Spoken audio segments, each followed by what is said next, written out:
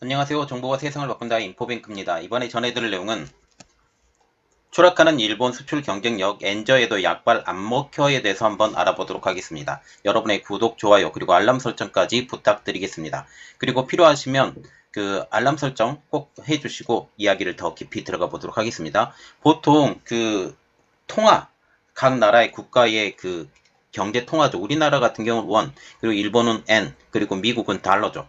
이렇게 각국의 통화가 가치가 하락하면 수출이 보통 늘어나는 게 일반적입니다. 그런데 일본의 수출이 추락하고 있다. 엔저에도 불구하고 그러면 왜 이런 일이 벌어졌는지 한번 자세히 들어가 보도록 하겠습니다. 지금 현재 엔저임에도 불구하고 일본의 수출이 하락하고 있습니다. 이 때문에 엔저 상황에도 일본 주식의 호재로 작용하지 않고 니케이 주가가 떨어지고 있다는 소식까지 들리고 있죠. 그 대표적인 이유는 1998년 이후 일본 내 공장이 해외로 이전하면서 일본 내 생산량이 감소했기 때문이다 라는 그런 이야기가 나오고 있습니다.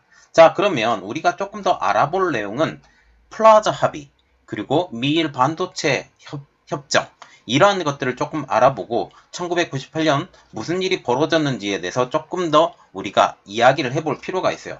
자, 1985년도에 일본과 지금 독일, 미국이 플라자 호텔에 모여서 합의를 합니다. 이때 당시에 프랑스, 독일, 영국, 미국, 일본의 재무장관이 뉴욕 맨하탄에 있는 플라자 합의에서 합의를 하는데 지금 이것이 문제가 됐죠. 그러면서 일본의 엔화 가격이 상당 부분 올라섭니다.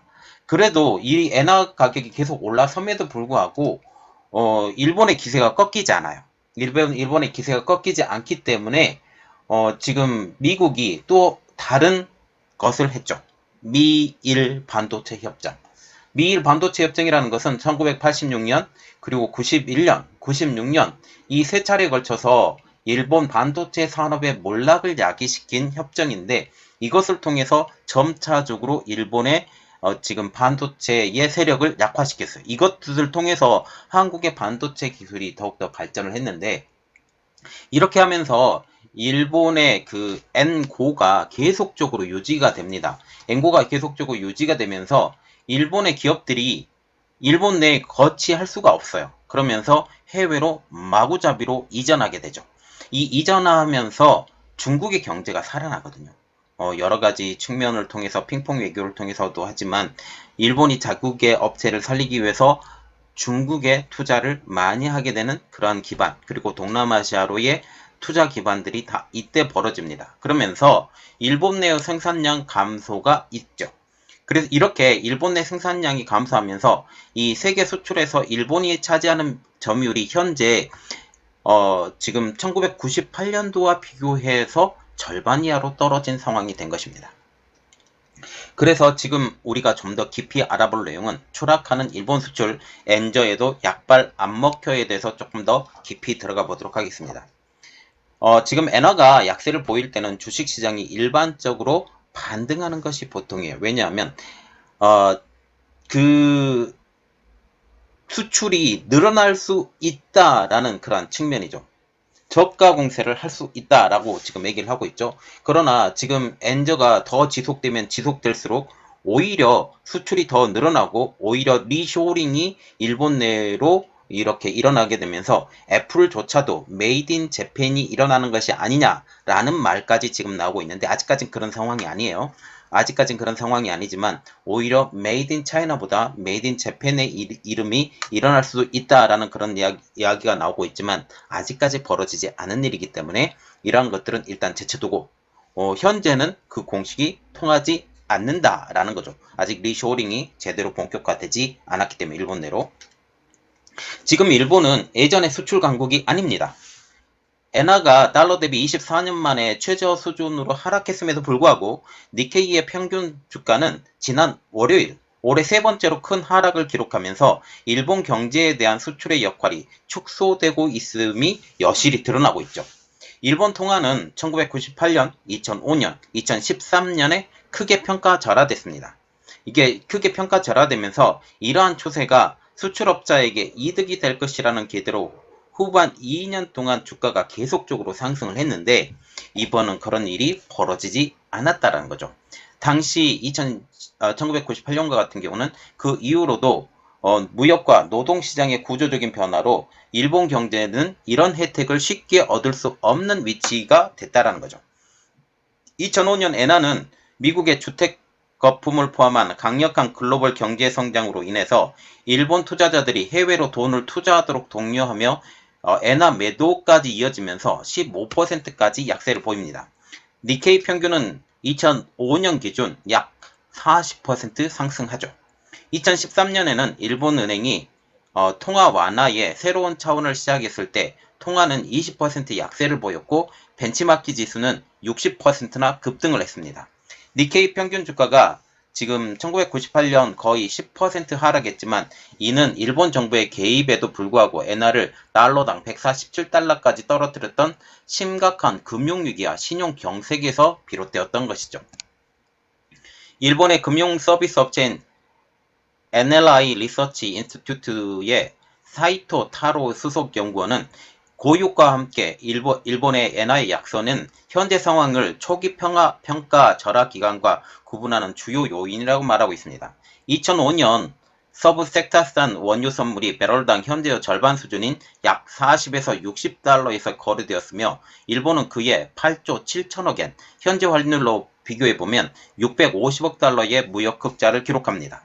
2011년 3월 후쿠시마 제1 원자력발전소의 참사 이후 원유 수입량의 증가, 그리고 배럴당 110달러 근처의 맴도는 유가가 결합하여 지속적인 무역 적자를 기록하죠. 그러나 그때도 엔화 약세가 수출을 늘렸고 경기를 활성화시킬 것이라는 기대감에 주가를 부양을 했었습니다. 그러나 현재의 상황은 달라졌다는 거죠. 1998년과 달리 현재의 엔화 매도는 일본 금융 시스템의 안정에 대한 두려움 때문이 아닙니다.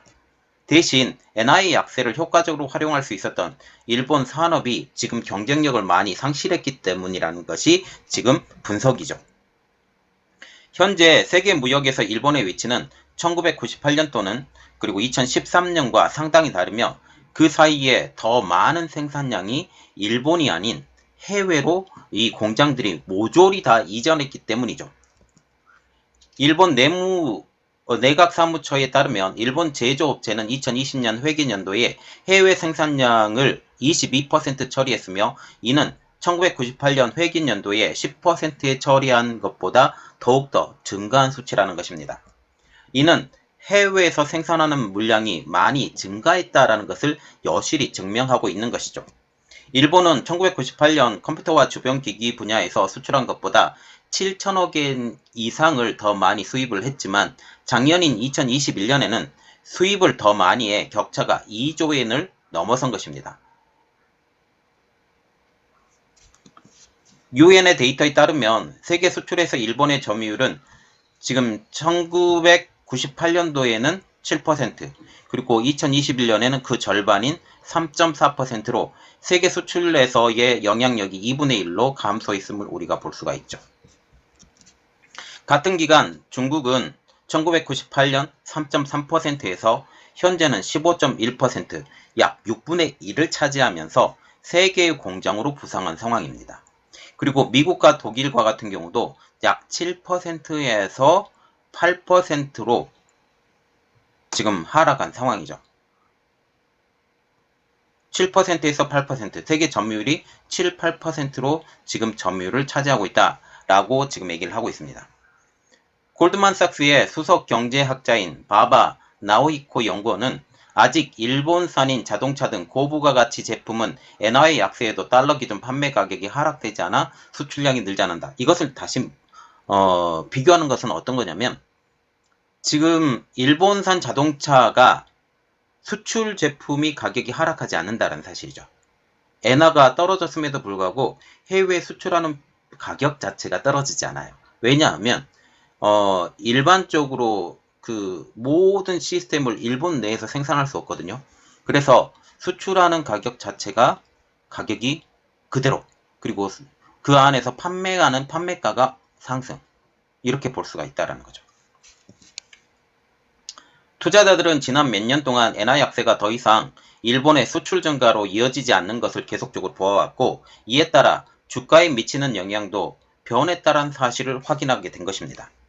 일본의 산업 투자를 위축시키는 가장 대표적인 것은 부족한 노동력이라는 거죠.